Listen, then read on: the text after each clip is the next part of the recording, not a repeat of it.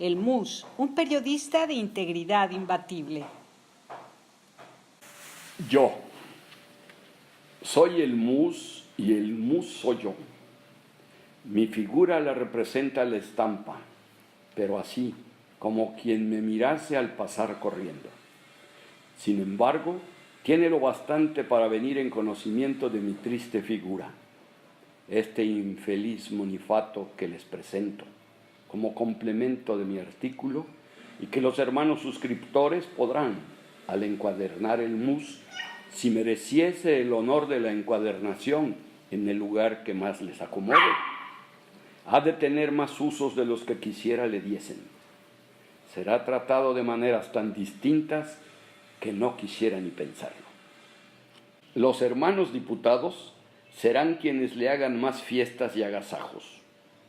Uno sabrá que le pinten su gorrito con sus motas y arandelas, otros le sacarán los ojos con el cortaplumas y otros, en fin, le dilatarán un poco más las orejas. Los que hagan lo último darán una prueba de estar dotados de regular fantasía, porque eso sí, en ese punto de las orejas las gasto muy regulares. Y estoy creyendo que el hermano litógrafo temió pasar, cuando menos lo esperase, de una especie a otra al ocuparse de ellas. Mis dos orejas, unidas a manera de concha, son capaces de abarcar la mayor de aquellas 9 perlas que se han juntado desde que nuestras playas las producen.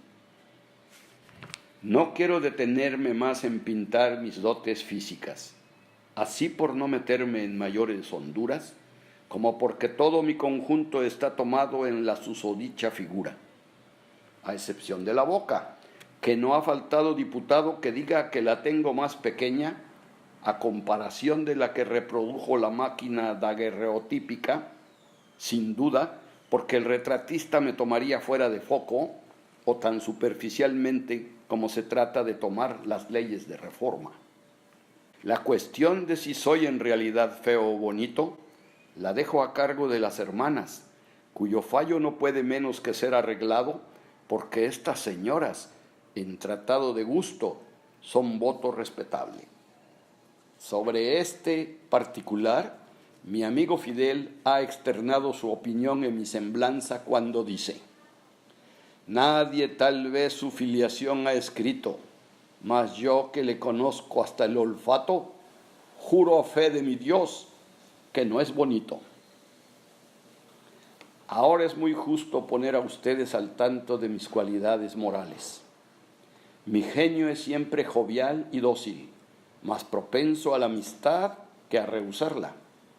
Las indicaciones de mis amigos las acojo con placer, pero resisto a toda influencia que tenga visos de autoridad o tendencias de constituirme en pupilajo.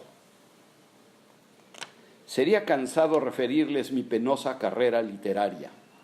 Solo les diré que para ejercer mi profesión de abogado me vi en la precisión de solicitar venia de edad, pero fue únicamente en intención a que no habíamos alcanzado la época de la reforma y del progreso, en la que se puede ser consejero de gobierno y diputado, a la vez que se goza del beneficio de la sustitución por entero, no en los 4 años que se conceden después de alcanzada la mayoría legal. En confirmación de lo dicho, le haré saber que nací en el pueblo de Chancenote, departamento de Valladolid, pero no en su comprensión municipal. El día 23 de julio de 1837, día sábado a las oraciones de la noche. Mi educación primaria la recibí en Tizimín. Mis padres se casaron y velaron en la iglesia parroquial de San Cristóbal de esta ciudad, habiendo pagado dispensa porque eran primos hermanos. Con todo lo dicho, tienen lo bastante para conocer al MUS y no hacer de él 1000 juicios, pintándolo cada prójimo como más le parece o le conviene pintarlo. Mérida, julio 14 de 1861. Apolinar García y García. Este santuario, dedicado a la Virgen de Guadalupe, se ubica en el centro de Mérida, Yucatán, y se le conoce como San Cristóbal. Aquí se casaron Andrés García Castillo y María Antonia García Figueroa. Chancenote es un pueblo maya al oriente del estado. Hay quienes cuentan que Apolinar García y García desciende de españoles, provenientes de Burgos, que desembarcaron en el puerto del Cuyo a más de 15 horas a pie y cerca de 4 horas en carretera hasta Chancenote. Vamos a Concal, donde está el archivo histórico de la Arquidiócesis de Yucatán. Pues sí, aquí funciona, en nuestra parroquia de San Francisco de Asís, funciona el archivo histórico arquidiocesano. En la parte de arriba de lo que era el antiguo convento franciscano, allí funciona el archivo histórico, dado que esta es una edificación pues sumamente antigua. Estamos hablando de que el convento franciscano inició su construcción a partir de 1540 y tantos. Entonces, muy antiguo. Y va por para eso, 500 años. Pues sí, y por eso acá funciona pues nuestro archivo histórico arquidiocesano. Nos recibió el licenciado Carlos Armando Mendoza Alonso, historiador y coordinador ejecutivo del Archivo Histórico de la Arquidiócesis de Yucatán. Se casaron los papás en la iglesia de San Cristóbal y ahí mismo fueron velados. Se casaron en San Cristóbal. Se casaron. Vivían en Tizimín, pero fueron casados en San Cristóbal, ¿no? La abuela, es doña Eleuteria. Ay, sí es cierto. Carlos Armando Mendoza Alonso, historiador y coordinador ejecutivo del Archivo Histórico de la Arquidiócesis de Yucatán, encontró el acta de matrimonio de Apolinar y Eleuteria. Bueno, ustedes me proporcionaron los datos de Apolinar García. Desafortunadamente los documentos o libros sacramentales de bautizos, de funciones y demás correspondientes a Tizimín se los quemaron, no existen realmente. Solo a partir de 1845-46 aproximadamente. Ahí inicia todo, tanto bautizos, de funciones. Lo anterior fue quemado. Sí, fue quemado, tanto como de Tizimín como lo de Valladolid. Y otras parroquias, pero las más grandes, digamos, pues son esas, ¿no? Entonces no se puede rastrear más allá, porque no corresponde a los años. Sin embargo, pude encontrar el acta de matrimonio de Apolinar García. Lo transcribí y lo certifiqué, que la información está acá. ¿Nos lo puedes leer, por favor? Sí, sábado, octubre 30 de 1865 años. Se casaron en esa santa iglesia parroquial de Nuestra Señora de Guadalupe, en el barrio de San Cristóbal de Mérida, capital del estado y obispado de Yucatán, don Apolinar García, vecino de este barrio, hijo legítimo de don Andrés y de doña Antonia García, con la señorita doña Eleuteria Figueroa, natural y vecina de este barrio, hija legítima de don Manuel y de doña Francisca Milán, habiendo sido previamente examinados en la doctrina cristiana, confesados y comulgados, y corridas las 3 canónicas amonestaciones en 3 días festivos, inter misarum solemnia. Yo, el presbítero Francisco Irabien, por comisión del señor cura de esta parroquia, hice y bendije este matrimonio, siendo testigos don Francisco Montalvo, don Olegario Molina y don Quintero Solís, y para que conste lo firmo. De orden supra, Cristóbal Monforte, y firma. Testigo Olegario Molina. Sí, Olegario Molina. Sí, igual me sorprendió. Sí. Significa que tenía un gran prestigio el señor Apolinar. Estaba digamos que eran amigos. Es que eran sus familiares. Cuando se casa la hija de Olegario Molina con Avelino Montes, ¿no? Y están emparentados con nosotros. Y no sé, conforme la historia mero, sí ya era hasta gobernador Olegario Molina. Es 1865. No, todavía. No, porque todavía estaba joven. Porque Porfirio Díaz sube en 1876, porque Juárez muere en 1872, sí. Y en 76 sube y de ahí hasta se va a vivir a Francia. Sí. ¿Qué importancia tiene para la historia el saber que Apolinar García y García y don Olegario Molina tenían alguna relación? Bueno, pues significa que Olegario Molina viene de una familia prominente y importante.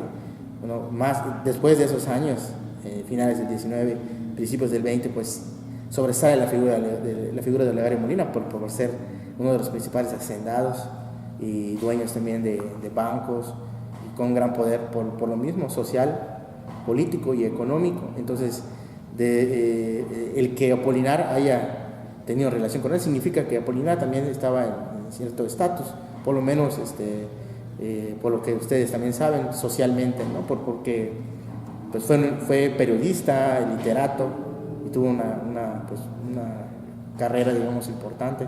Entonces ahí se forman los lazos pues así, familiares. ¿Por qué? Porque ya fue su padrino de bodas, y eso tiene un significado muy importante, ¿no? A nivel social. Ahora, Apolinar García y García fue defensor de los pobres, de los indígenas mayas. ¿Don Olegario Molina también? Pues don Olegario Molina no, en la historia no está visto como un defensor de los indios, precisamente porque fue dueño de haciendas, y pues las haciendas, en ese caso, bajo la óptica de la historia, está puesta como una zona que fue para explotar, digamos, la mano de obra de los indios, de los indígenas. Entonces, pues es un poco contradictorio, ¿no? Por lo menos las dos figuras, es un poco contradictoria esta situación. Pues por lo menos. Repito que el MUS no es conservador, ni liberal, ni monarquista, que es imparcial en juzgar los hechos y a los actores. Pues ya que no presenta a sus amigos artículos llenos de belleza y erudición, al menos lleven el sello de la verdadera imparcialidad. Ya tendrá el gusto de llamar a esos que dicen conservadores para preguntarles qué casta de pájaros vienen siendo. Luego apelará a los liberales para que le expliquen en dónde se cosecha esa libertad que es de su gusto, y si es la misma que él se imagina, debe existir para que un pueblo sea feliz. Necesita enterarse de todo para ver si le conviene ser esto o aquello, o permanecer neutral, que desde ahora asegura que será lo mejor.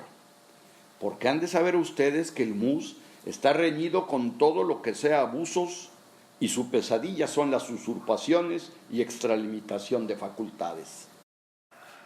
No pocas ocasiones hemos visto a algún propietario afanado en conseguir la libertad de 5 o 6 sirvientes acusados por robo de ganado, prometiendo al robado, para que desista de su acusación, pagarle la res en lo que quiera, darle 2 reses por una, y así otras proposiciones ruinosas, por no verse privado por 1 o 2 años del trabajo de estos sirvientes, apelando al ilusorio servicio de cargarles el valor de las reses a su cuenta, lo que, para el sirviente, como antes hemos dicho, es ninguna pena, pues por su parte jamás procuran saldar sus deudas.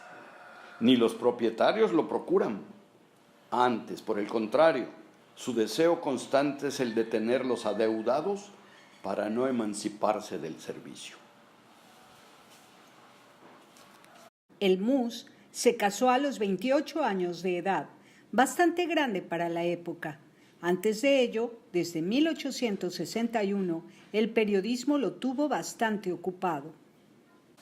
Yo creo que no estoy en la obligación de decir si tengo o no a mi niña predilecta, y si a su presencia me pongo como palo, o como piedra, o como santo. En esto no tiene nadie que ver, ni menos supongo que haya derecho para exigirme esta confesión. Su vida fue intensa, emocionante, prolífica y breve. Apolinar vivió sin miedo a la muerte. Suponga usted que se le olvidó la formalidad de los jurados. Suponga usted que le mandan a callar el periódico. Suponga usted que sin pisar tierra le envíen a la cárcel. Suponga usted que me caí muerto. Hombre, válgame Dios con tantas suposiciones extemporáneas. Murió el MUS. Descansa en paz. Cada uno, cual más, cual menos, echará su lagrimita, y al asno muerto la cebada al rabo. Apolinar García y García, 1861. El periodismo fue su máxima pasión, La sátira, su elección. La crítica es un examen imparcial en el que se elogia lo bueno y se reprende lo malo, exponiendo la razón en que se funda. La sátira es un juicio en el que, desentendiéndose de lo que se puede merecer elogios, se ridiculizan los defectos. Luego el mus no está obligado a elogiar a nadie, sino a ocuparse únicamente de lo malo, con que así tengan lo entendido sus honorabilidades. Si alguna vez ha hablado a favor de alguno, lo ha hecho para hacer resaltar la injusticia y el ridículo. Hacia 1866 ratificó su propósito como periodista comprometido con la verdad. Muchas cosas molestan al mus, pero ninguna le hace mover la cola con más desagrado, como ver que a las cosas no se les da su verdadero y legítimo nombre. Habla de ciertos periódicos que se han dado en llamar de oposición, cuando ellos mismos están desmintiendo en sus columnas que no son tales, sino más bien y propiamente deberían llamarse de revolución. Entre un periódico de oposición y otro de revolución, creo debe haber mucha diferencia. Periódico de oposición, en mi concepto, solo debe llamarse a aquel que con la moderación debida se discuten e impugnan los actos del gobierno, haciéndole comprender con razones y nunca con palabras provocativas e irrespetuosas cuáles son los verdaderos intereses de la sociedad en general y cuál la manera conveniente de asegurarlos y dirigirlos al bien procomunal. Periódico de revolución es aquel en que se apoya a un bando político que aspira a derrocar al gobierno establecido, procurando a todo trance su desprestigio, ya inflamándole descaradamente para obligarle a portarse severo y luego acusarle de déspota y tirano, o ya publicando especies exageradas para hacerle aparecer débil y destituido de fuerza moral. El periodista de oposición ilustra al gobernante y lo encamina, advirtiéndole sus equivocaciones o sus convicciones erróneas a buscar el bien general. El periodista de revolución lo exaspera con sus diatribas y capciosas apreciaciones. Lo hace ejercer actos de hombre que, si bien ceden en perjuicio de la comunidad, son en pro de sus designios, pues cada acto tortícero que ejerza es un arma más que arroja a sus adversarios. Un periódico de oposición razonada es el eco de la sociedad. Un periódico de revolución es el grito del aspirantismo en lucha con el poder. Un periódico de oposición calma y complace a la sociedad porque se ve defendida o precavida de sufrir del gobernante. Por el contrario, el de revolución, todas sus tendencias son a conmoverlo, a hacerle dudar de su porvenir. El periodista de oposición tiende a estrechar los vínculos que deben ligar al gobernante con los gobernados, encaminándole al bien obrar. El de revolución tiende a romperlos y a atraerse a los incautos hasta lograr la formación de una mayoría capaz de oprimir a la parte sensata. Las armas del primero son la verdad y el desinterés, las del segundo, la capciosidad y el aspirantismo. El uno no ataca los principios, por el contrario, el otro. El de oposición es amigo del gobierno, el de revolución es su enemigo. El gobierno que hace callar la prensa oposicionista bien manejada ejerce un acto ilegal, arbitrario, altamente atentatorio a la sociedad que gobierna y desde luego se declara un tirano. El gobierno que hace callar o nulifica por cuantos medios puede a la prensa revolucionaria ejerce un derecho, nada menos que el inviolable de su propia conservación. Pone los medios de lograr la paz y es, sin pasión, un acto de buen gobierno legalmente ejercido. Estas son mis convicciones en punto a periodismo. Cada uno de mis colegas puede tener las suyas, que con tal de que sean racionales, no me harán mover la cola para nada. Apolinar García y García murió a los 48 años de edad. Entre sus escritos hay algunos que parecen proféticos. Desde el inicio, en una nota publicada en el MUS, confiesa tener catarro y miedo a las pulmonías. Yo creo que hay la suficiente dosis de pasas para hacer un cocimiento pectoral. Ahora le aumento la borraja y a tomar sorbos, porque les tengo un miedo cerval a las pulmonías. Y lo que es esta tarde, confieso que me he acatarrado.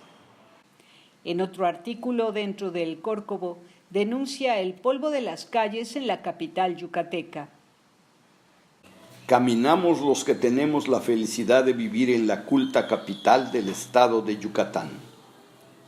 Tal parece que nos transportamos a los tiempos de los milagros palpables. El polvo nos convierte a 20 pasos el uno del otro en seres inconocibles. El gobierno parece que no ha sido convenientemente oído por el ayuntamiento en su oficio que conocemos publicado y que tiene relación a suprimir el polvo de las calles de la ciudad. Parece que los individuos que forman la policía son hombres incapaces de afectarse de los pulmones o que los tienen sus señorías en vidrieras. El acta de defunción fue localizada por José Alejandro Aguilar Novelo, investigador y cronista de Panabá, Yucatán, en el archivo digital del Registro Civil de Mérida, libro de defunciones, año 1886. En Mérida, 29 de abril de 1886, siendo las 10 del día, ante mí, licenciado Gregorio Salazar Carbonell, ministro general del Registro Civil del Estado, compareció Ignacio Molina de, ilegible la edad, parece decir 46 años, casado, propietario, y dijo que en la manzana 19 del, ilegible, parece del Partido Poniente. Falleció de tisis pulmonar hoy a las 8 de la mañana el señor Apolinar García y García, de 48 años de edad, abogado, casado con la señora Eleuteria Figueroa, de 40 años, a quien dejó con 8 hijos. 4 varones que son Andrés, de 16 años, Joaquín, de 15, Alfonso, de 14 y Apolinar, de 9 años. Y 4 hembras llamadas Antonia, de 18 años, Francisca, de 13, Concepción, de 4 y María, de 2 años. Y presentes los testigos, Trinidad Molina, de 40 años, casado, agricultor, y Enrique Burgos, de 24, soltero, comerciante, vecinos todos en barrios de esta capital. Y levanto esta acta que les fue leída y quedaron conformes firmando para constancia. Folio 360, numeral 397, García y García Apolinar, de 48 años, por tisis pulmonar en Mérida. Desde entonces, su historia aparece en las efemérides de los diarios yucatecos. 29 de abril de 1886. Dejó de existir el licenciado Apolinar García y García, periodista e historiador yucateco de gran inteligencia y capacidad y fuerza de voluntad. Y no obstante que sus padres eran pobres, se esforzaron para que su hijo recibiera una buena educación, para lo cual se trasladaron primero a Tizimín y luego a Mérida, donde estudió el joven en el Seminario Conciliar de San Ildefonso con mucho ahínco para no defraudar a sus padres. Además, de por sí le gustaba el estudio. Finalmente, García se recibió de abogado y desempeñó numerosos cargos públicos relacionados con su profesión. Fundó varios periódicos y comenzó a publicar Historia de la Guerra de Castas, que quedó inconclusa por cuestiones políticas. Firma o es nota del profesor A. Ayuso C. en la fecha. Doña Beatriz Montalvo es viuda de Hermilo García Esquivel, hijo de Apolinar García Figueroa, a su vez hijo menor de Apolinar García y García. Doña Beatriz vive en el centro de Mérida, Yucatán, en la misma casa donde vivió su suegro. Sí, García. Vivió es aquí. el MUS. El MUS es el del libro, Es el del el libro. que escribió La Guerra de Castas. Sí, yo tenía de la Guerra de Castas, pero chico, ahí tengo. Pero tenía yo muchos papeles y se los di a la universidad. Ah, bueno, pues esto lo editó la universidad. Qué bueno. ¿El MUS cómo llegó a Mérida? ¿Qué te contaba tu marido de su abuelo? ¿Cómo llegó a Mérida? Entraron por el oriente, por allá, cuando la Guerra de Castas y cómo se cruzaban con los indios. Creo que hasta en los libros de historia. Tengo un libro de historia que me queda, que escribió un yucateco, porque los otros los regalé todos. Y no dijo nada de cómo mataron o por cómo mataron a su abuelo y a su abuela. Mataban a muchos. Tuvieron un encuentro muy grande donde mataron a muchos. Por una página del Directorio de la Ciudad de Mérida, año 1914, proporcionado por la Universidad Autónoma de Yucatán, se sabe que la familia de Apolinar García y García se asentó en el centro de Mérida. El menor de sus hijos varones, García Figueroa Apolinar, vivió en la calle 67, número 470. El mayor, García Figueroa Andrés, en la calle 57, número 461. En este mismo domicilio aparece el nombre de Domingo García Argáez, esposo de María Josefa García Figueroa, hija de Andrés. Beatriz García Montalvo, hija de Hermilo García Esquivel y nieta de Apolinar García Figueroa, nos ofreció textos de Apolinar García y García, un árbol genealógico y la prueba de una antigua propiedad a nombre de Eleuteria Figueroa, entre otros documentos. Les quiero mostrar. Si quieres, guarda esto, tómale fotos. Mira cómo está. Bueno. Si así estaba todo lo que vi. Esta póliza de seguros hace constar que habiendo la señora doña Eleuteria Figueroa de García, Mérida, Yucatán, que en adelante se denominará el asegurado, pagado la suma de $25 al infrascrito Guillermo M. Arriola en su carácter de agente autorizado de la sociedad titulada Guardian Assurance Company Limited en Londres, que en adelante se denominará la compañía, siendo dicha cantidad la prima mediante la cual se aseguran contra las pérdidas o los daños causados por incendio los bienes en esta póliza descritos por un valor que no exceda de la suma especificada sobre cada artículo, a saber, sobre el edificio, sin incluir el valor del terreno ni el de los cimientos bajo el nivel del piso, propiedad de la señora asegurada y marcada con el número 452 de la calle 65, manzana 12 del cuartel 2 de la ciudad de Mérida, capital del estado de Yucatán, la cantidad de $5,000. Dicho edificio es de solo planta baja, de construcción sólida de mampostería con techos de azotea y está ocupado por un establecimiento de lencería y por habitaciones particulares. Se usa alumbrado eléctrico incandescente y en su defecto se permiten los de gas, hidrógeno, gas común, petróleo en lámparas y o velas. Las colindancias con edificios en construcción y techos macizos sin riesgos especiales. Queda convenido que tanto la prima y gastos causados por esta póliza, cuando las pérdidas hubieran sido cubiertas bajo este seguro, son pagaderas exclusivamente en la Ciudad de México.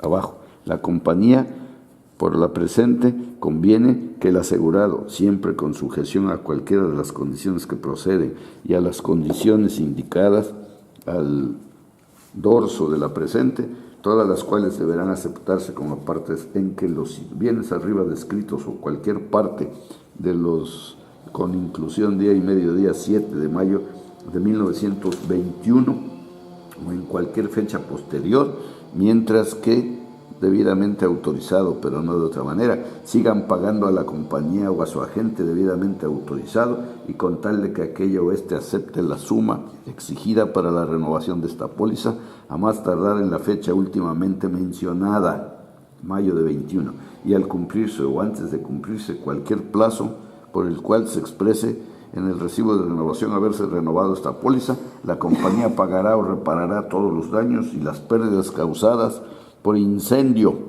hasta un valor que con relación a las diversas materias arriba mencionadas no exceda de la suma indicada al lado de ellas respectivamente y que no exceda de la totalidad de la suma en dólares arriba expresada como la suma. Doy fe de lo actual, 20 de mayo de 1920, declarándose no sé qué, Guardian Assurance Company Limited, por y como apoderado de la compañía, un tal parece que dice Guillermo no sé qué, Arriola o algo así. Y hasta abajo dice, se ruega a los asegurados que para su protección que examinen la póliza a fin de cerciorarse de que los bienes asegurados están correctamente descritos. Entonces aseguraron contra incendio esa propiedad, por eso estipulan que se puede usar gasolina o cosas de electricidad. Señora García, Eleuteria Figueroa Milán, esto lo hizo así la tía Aida. A ver si lo entiendes tú. Y aquí está la continuación. A la izquierda del árbol genealógico se muestra el origen, pares y descendencia de Isabel Esquivel Fernández y sus hermanos. Isabel fue la esposa de Apolinar García Figueroa, hijo menor de Apolinar García y García. Del lado derecho, de abajo hacia arriba, aparecen los nombres de Andrés García Castillo y Antonia García Figueroa, padres de Apolinar García y García. Ya nos dijo que eran primos hermanos. En el árbol genealógico se anota que el Mus nació en 1837 y que su padre murió en 1849. La esposa del Mus es Eleuteria Figueroa Milán. Al margen se anota que Dolores, hermana de Eleuteria, fue esposa de Olegario Molina Solís, exgobernador de Yucatán y funcionario en el gobierno de Porfirio Díaz. Los hijos de Apolinar y Eleuteria, de derecha a izquierda, aparecen así. Andrés, casado con María Figueroa, media hermana de su madre Eleuteria. Francisca, casada con Víctor, sin que se muestre el apellido. Antonia, esposa de Enrique Burgos, y María, casada con Manuel Ferro. A ellos le siguen Concepción, Alfonso, Joaquín y Apolinar.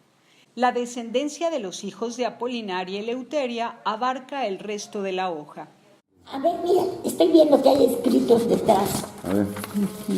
A ver qué dice. Explicación. Ah, ya debe estar la explicación. Sí. Abajo a la derecha dice, entre otras cosas, que los padres de Eleuteria son Manuel Figueroa y Francisca Milán. En esta página se recomienda la lectura de varias obras: Estampas Meridianas, Infancia de Juan, Nuevos Ensayos Yucatanenses, 20 Semblanzas de Yucatecos Distinguidos, A través de las Centurias, Diccionario Histórico, Biográfico y Monumental de Yucatán, la Enciclopedia Yucatanense, Chucherías Mexicanas, Chucherías de la Historia de Yucatán, el Diccionario de Escritores de Yucatán y la Reconstrucción de Hechos y Anécdotas Ilustradas. Lo novedoso está abajo a la izquierda. Dice que los tres García, a fines de 1700, llegaron de Burgos, España, a Chancenote, pueblo cercano a Tizimín, y que uno de ellos era el papá del Mus. Su casa quemada todavía existe en Chancenote. Me dediqué 2 años a esto. Entrevistábamos, íbamos aquí, íbamos allá. Beatriz García Montalvo conserva una publicación sobre un personaje que nos aproxima a los antepasados de Apolinar García y García. En el Directorio de Mérida, de 1914, llama la atención el nombre de Domingo García Argáez, probablemente hijo de José Refugio García González, cuya familia llegó con el adelantado Montejo a Yucatán. Por esto, dice que dado sus viajes comerciales por la selva, don Refugio se casó con una descendiente de Xius y Cocomes, reyes y nobles mayas.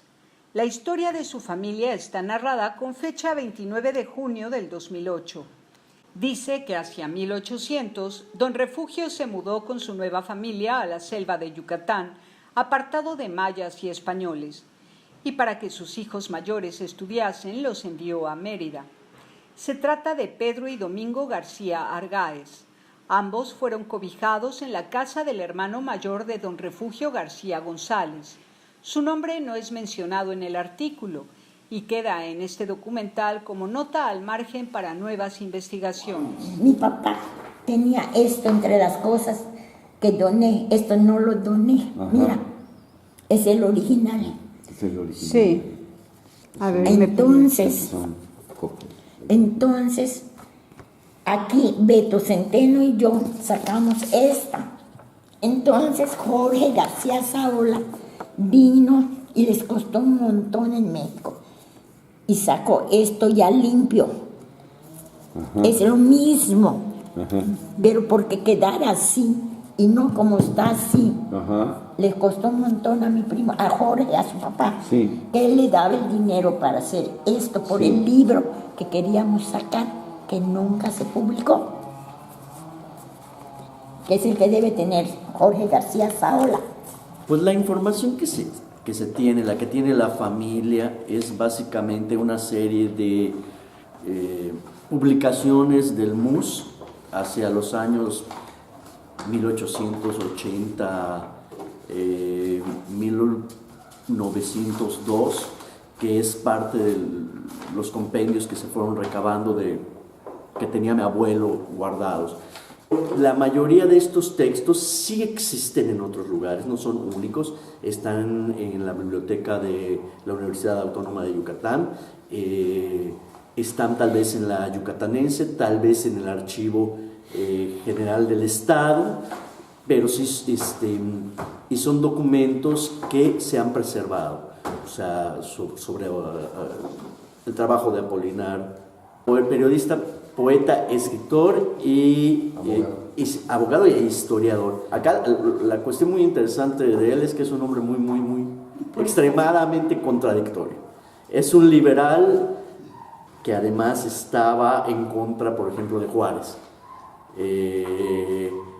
Y eran de la misma época, o sea, y demás. Era un liberal y tenía cuestiones relacionadas con la iglesia, de amores y odios, o sea, una mezcla muy rara de lo que era ser un liberal yucateco. Entonces, repito que el MUS no es conservador, ni liberal, ni monarquista, que es imparcial al juzgar los hechos y a los actores. El MUS ha sentado por principio que tiene creencias religiosas y políticas, pero que las calla por elegancia. Esto quiere decir, señor, que no se trata de sentar y defender estas sus creencias, que se las reserva porque tiene derecho para ello, que al pisar el delicado terreno de periodista satírico quiere ser libre, independiente de toda influencia, para decir a todo bicho viviente cuando mal lo haga con el laudable objeto de que nuestra sociedad sea mejor y más convenientemente gobernada. Todo esto, señor, no podría hacerlo si fuese decidido partidario de alguno, porque tendría que guardar fuero a sus correligionarios. Solo advierto a ustedes, señores míos, que no soy conservador ni liberal. Tanto a los unos como a los otros les he de roer el queso. Solo quiero que las cosas marchen de una manera que pueda hacernos felices y nada más.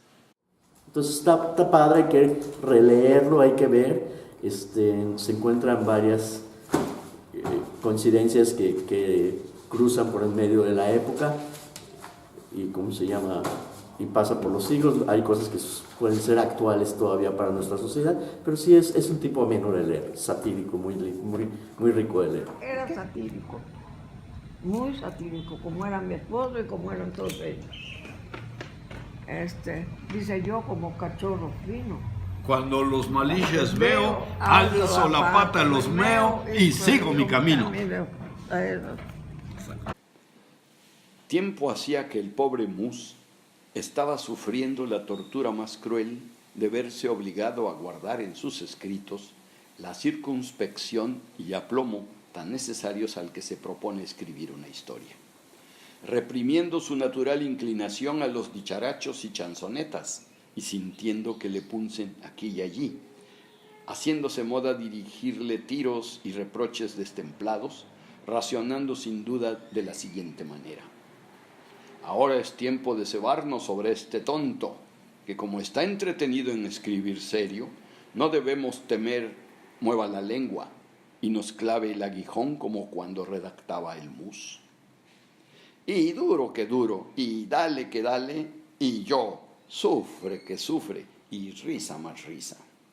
Y siguiendo el ejemplo de un viejito de Campeche, muy amigo mío, quien no contestaba a los que se proponían darle burlas y chanzonetas, sino con un cuarteto muy suyo. Yo, como cachorro fino, cuando los maliches veo, alzo la pata y los meo y prosigo mi camino.